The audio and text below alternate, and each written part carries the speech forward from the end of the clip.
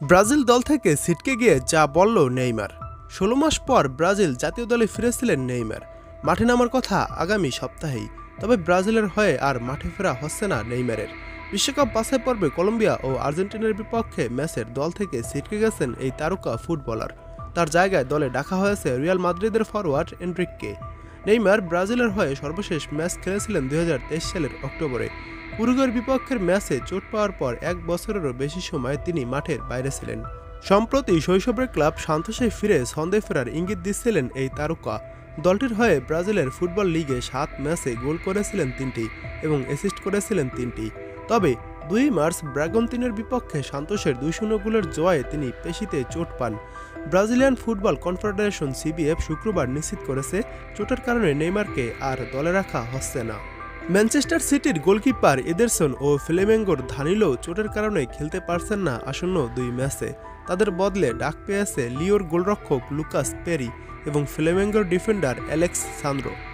সিবিএফের বিবৃতিতে ব্রাজিল দলের coach Dorival junior বলেছেন, দল ঘোষণার পর ব্রাজিল জাতীয় দলের মেডিকেল বিভাগ আমাদের সব খেলোয়াড়, বিশেষ করে ফ্লামেঙ্গোর ধানিলো, সান্তোসের নেইমার ও ম্যানচেস্টার সিটির এদারসনের শারীরিক অবস্থা সম্পর্কে খোঁজখবর জানাচ্ছিল।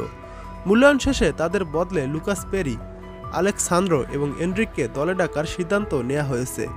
ইনজুরির কারণে জাতীয় দল থেকে ছিটকে যাওয়ার পর নেইমারের ইনস্টাগ্রাম স্টোরিতে এক বিবৃতি দিয়ে পোস্ট করেছেন। সেখানে লিখেছেন, ফিরে আসাটা এতটা কাছাকাছি মনে হচ্ছিল, কিন্তু দুঃখজনকভাবেই এই মুহূর্তে আমি বিশ্বের সবচেয়ে গর্বের জার্সিটি পরতে পারছি না। আমরা অনেক দীর্ঘ আলোচনা করেছি, আর সবাই জানে জাতীয় দলে ফেরার জন্য আমার ইচ্ছাটা কতটা গভীর, তবে শেষ পর্যন্ত আমরা সবাই মিলে একটি সিদ্ধান্তে পৌঁছেছি। এই মুহূর্তে ঝুঁকি না নিয়ে সম্পূর্ণভাবে সুস্থ হয়ে ওঠাটাই সবচেয়ে বেশি জরুরি।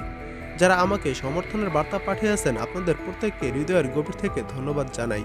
এটা প্রসেসের একটি অংশ, এভাবেই এগিয়ে যেতে হবে। দক্ষিণ আমেরিকান বিশ্বকাপ বাছাই পর্বের ১২ রাউন্ড শেষে পয়েন্ট তালিকায় ৫ নম্বরে রয়েছে ব্রাজিল।